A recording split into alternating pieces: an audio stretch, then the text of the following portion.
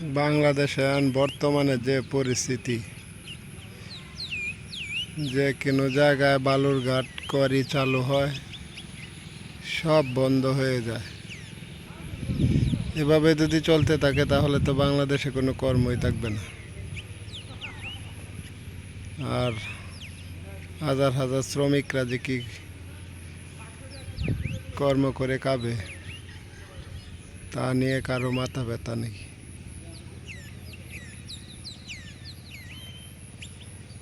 তো আমি তো সবসময় বালু পাথরের ভিডিও দিতাম,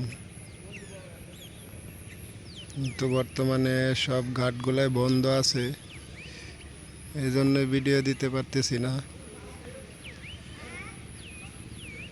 তো ইনশাল্লাহ চেষ্টা করব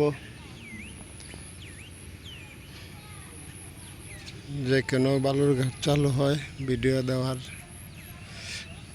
সবাই পাশেই থাকবেন ইনশাল্লাহ।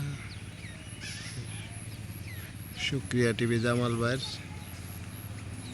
আর বর্তমানে যে যাই পারেন বসে না থেকে যে কোনো অল্প কর্ম করেন। সময় খুবই মূল্যবান, সময় হলো খুবই দামি। সময় যদি চলে যায়, সব কিছু টাকা পয়সা হারিয়ে গেলে খুঁজে পাওয়া যাবে, কিন্তু সময় হারিয়ে গেলে সময় আর পাওয়া যাবে না।